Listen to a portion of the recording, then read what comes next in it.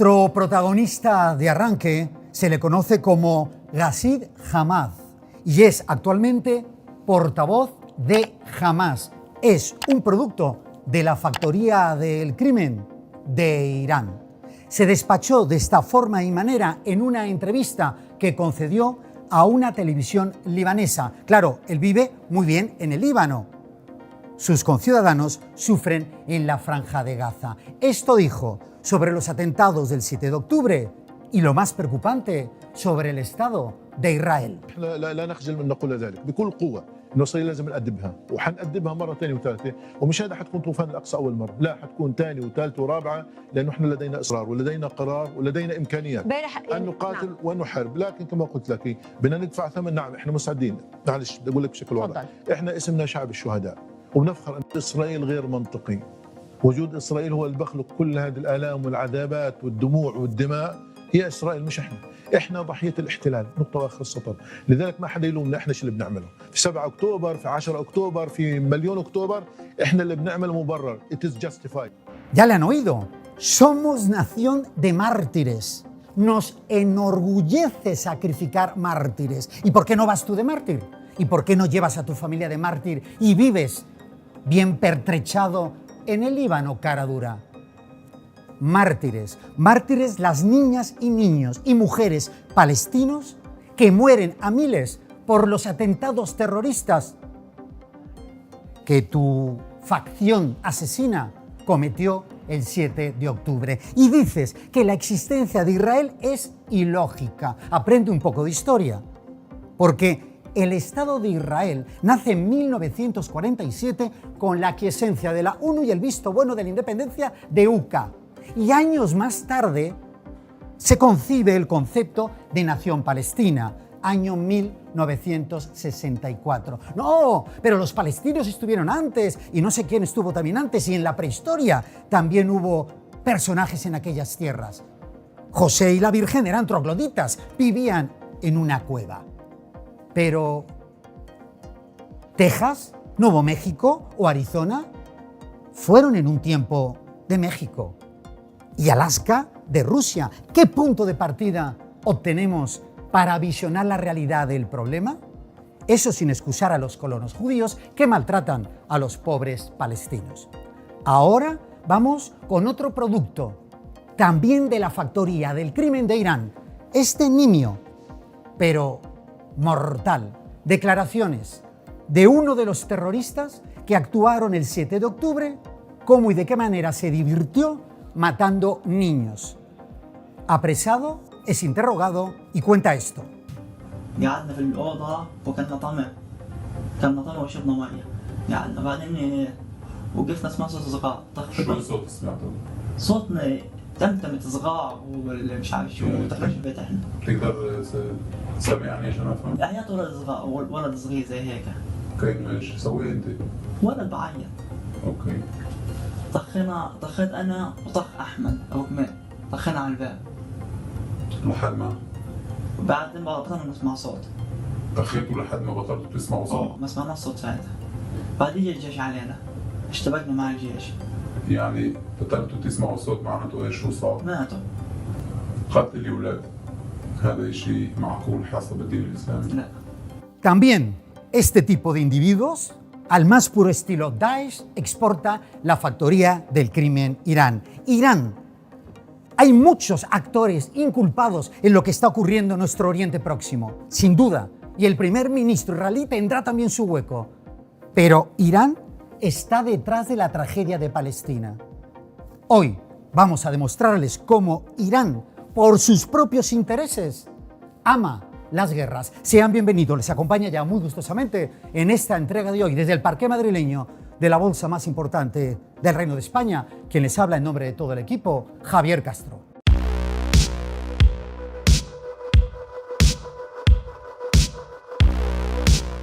Es indudable que Irán tiene una larga historia de poder militar, posiblemente heredado del imperio persa.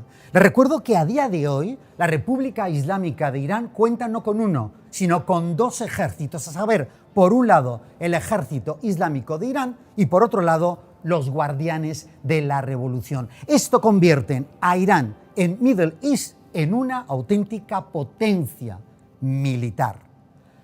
El primer personaje del que quiero detenerme antes de entrar en materia es el ayatolá. Irán, el país de los ayatolá. El primero fue Khomeini, ahora estamos con Khamenei. Ellos, de hecho y de facto, actúan como comandantes jefes de esos ejércitos. En cualquier caso, son los líderes supremos y no solo se preocupan de que el ejército cumpla moral y religiosamente con los mandatos de ese Corán chií, sino que además, y ahí está la clave, toman decisiones estratégicas para extender el chiismo, Irán, en el mundo.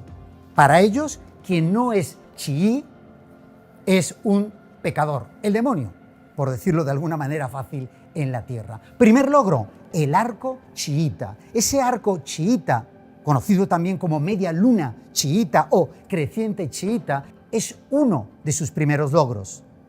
Han extendido el chiismo, Irán, por el Líbano, por Irak, pasando por Siria, norte de Arabia Saudita, incluso han llegado a Bahrein y al Yemen. El siguiente logro se llama el eje de resistencia.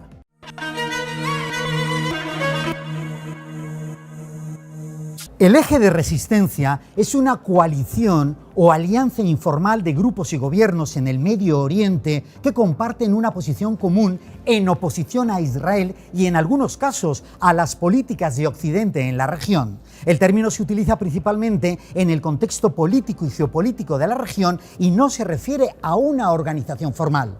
Los principales componentes del eje de resistencia suelen incluir Irán como actor central en el eje de resistencia. Irán proporciona apoyo político, financiero y militar a varios grupos y a varios gobiernos para que funcione este eje de resistencia, repito, llamado así, por resistir contra los pecadores de Occidente e Israel, y incluye en ese brazo armado Irán, Hezbollah, grupos palestinos en Gaza, en Siria, como no también grupos chiitas en Irak y Yemen, entre otros. La mayor de las preocupaciones es que Irán ha desarrollado un programa nuclear que está a punto de terminar con éxito, lo que haría que Irán contaría con armamento nuclear. Tuvo sanciones mientras que desarrollaba el proyecto, pero aprovechó que en el año 2018, por culpa del ínclito Trump, Donald Trump, cuando Estados Unidos se salió de ese acuerdo en el que estaba también Irán, ellos dijeron, también nosotros nos salimos del acuerdo, de ese plan integral de acción conjunta y seguimos construyendo la bomba atómica.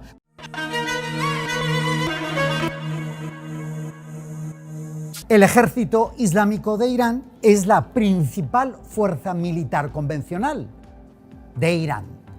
Tiene alrededor de 350.000 a 400.000 soldados en servicio activo. Sus capacidades incluyen unidades terrestres, marítimas y aéreas. Poseen tanques, vehículos blindados, artillería y sistema de defensa aérea. Su enfoque principal es la defensa territorial y la seguridad interna. Y ahora, turno para el Star System, turno para los guardianes revolucionarios islámicos. Los guardianes de la revolución son una fuerza paramilitar y de seguridad poderosísima. Tienen aproximadamente entre 150.000 y 200.000 miembros en servicio activo. Sus capacidades abarcan desde operaciones de seguridad interna hasta operaciones en el extranjero a través de la fuerza Quds. Controlan una variedad de recursos y empresas, lo que les proporciona influencia económica y política. Pero ahí no queda la batalla. Ahora abordamos los tentáculos que se extienden por el mundo del ejército iraní, el de los ayatolá.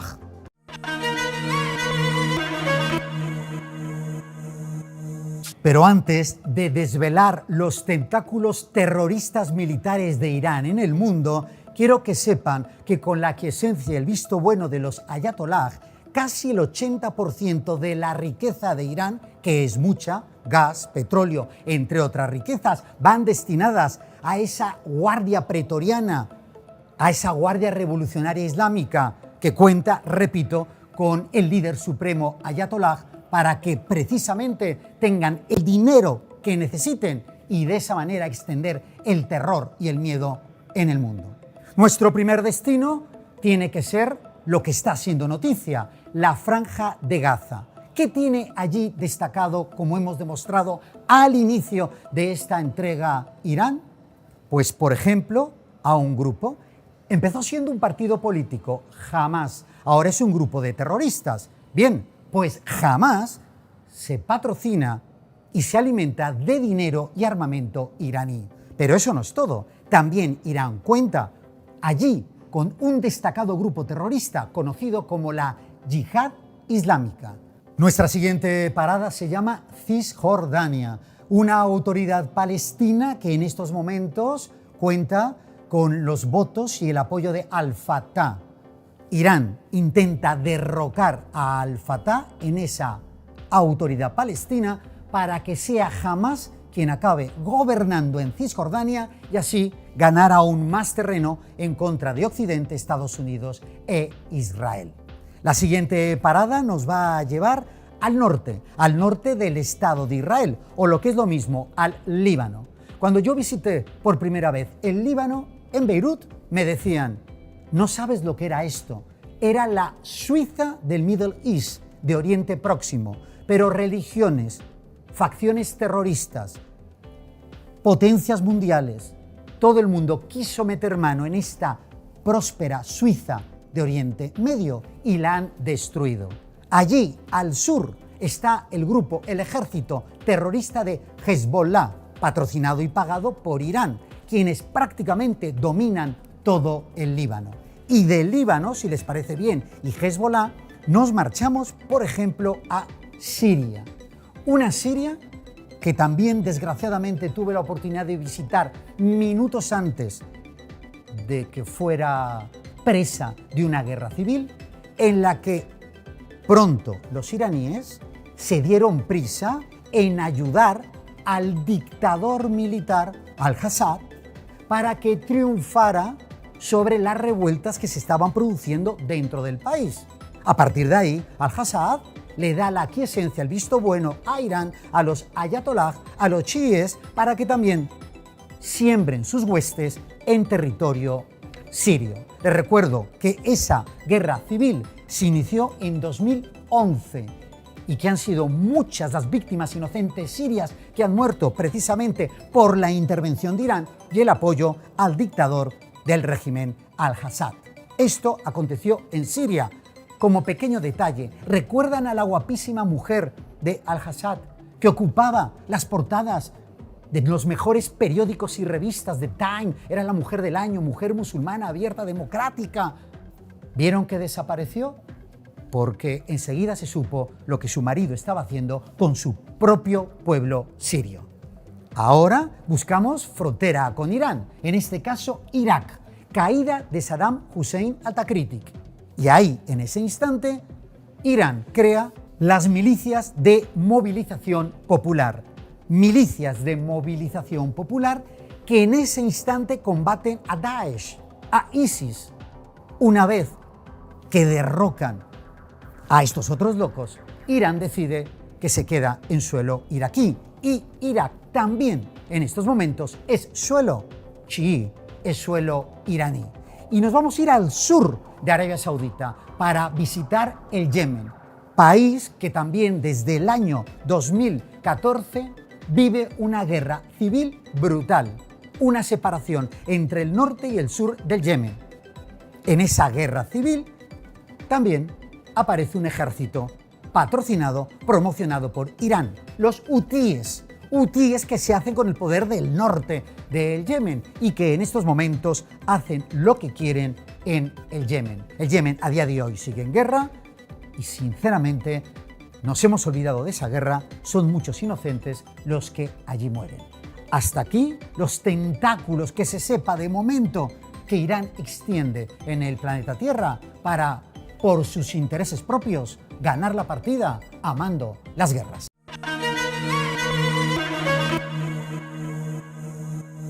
Sin duda, la rivalidad regional es con Arabia Saudí, ya saben, chiíes contra suníes. A los ayatollah, aquellos que no abrazan el Corán de forma chií, son Belcebú, el demonio, el ángel caído. No merecen la faz de la tierra. Después abordamos Estados Unidos e Israel y sobre todo el pecador occidente. Pero vayamos por partes. Arabia Saudí. La rivalidad entre Irán y Arabia Saudita es una característica destacada de la política de Middle East y ha tenido un impacto significativo en los conflictos de la región. Primero, rivalidad religiosa, por lo antes comentado. Conflictos en Yemen. Les recuerdo que Irán y Arabia Saudita respaldan bandos opuestos en el conflicto en Yemen. Irán apoya a los hutíes, mientras que Arabia Saudita lidera, esto es muy importante, una coalición militar en apoyo al gobierno yemení, que es el reconocido internacionalmente. En Siria e Irak también Irán y Arabia Saudita respaldan facciones diferentes. Las buenas, curiosamente, las que respalda Arabia Saudita. Y en cuanto a competencia geopolítica, Irán y Arabia Saudita compiten por la influencia en el Golfo Pérsico y el Medio Oriente en general. Esto se refleja en rivalidades políticas y económicas en toda la región. Les recuerdo que minutos antes de iniciar este terrible conflicto, que pagan vidas inocentes israelíes y también, cómo no, niñas y niños y mujeres y algunos hombres palestinos, que nada tiene que ver con el terrorismo de su país y con su banda terrorista de Hamás, minutos antes se estaba a punto de llegar a un acuerdo entre Estados Unidos, Israel, Arabia Saudita, al que se iban a sumar el reino alauita de Marruecos, el reino hashemita de Jordania y el sultanato de Omán. Posiblemente Irán, haciendo que estalle este conflicto, ha roto ese acuerdo. Sí, Estados Unidos es otro de los enemigos a abatir por parte de Irán. Y eso data de año 1979 en Teherán, cuando tomaron como rehenes a todos los integrantes de la Embajada de los Estados Unidos de Norteamérica, como represalia, evidentemente, de que la CIA había apoyado durante tiempo a el presidente Shah de Persia, que ya por entonces había caído en desuso. De Israel no tengo nada que contar. Ya han visto las declaraciones del asesino de Hamás a una televisión libanesa.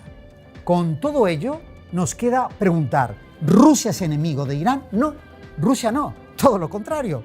Aquí empezamos a ver el eje del mal. Rusia, el zar Vladimir Putin I de Rusia, es asesino.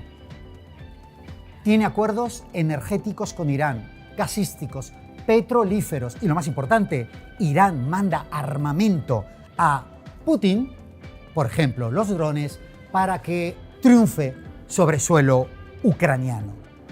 Bashar al-Assad en Siria contó con el apoyo de Irán y Rusia para fortalecer su sangrienta dictadura. Y nos queda China. ¿Irán tiene relaciones comerciales con China? Sí, muy importantes. China compra todo el petróleo que Irán quiera venderle y además tiene proyectos de infraestructuras para construir los chinos en Irán. Esto es muy de los chinos, ya saben, construir infraestructuras, si no me las pagas me las quedo, pero en tu suelo. Desde el año 2020, los acuerdos comerciales entre China e Irán de todo tipo tienen una vigencia de cooperación estratégica de los próximos 25 años. Abarca áreas económicas, energéticas y políticas.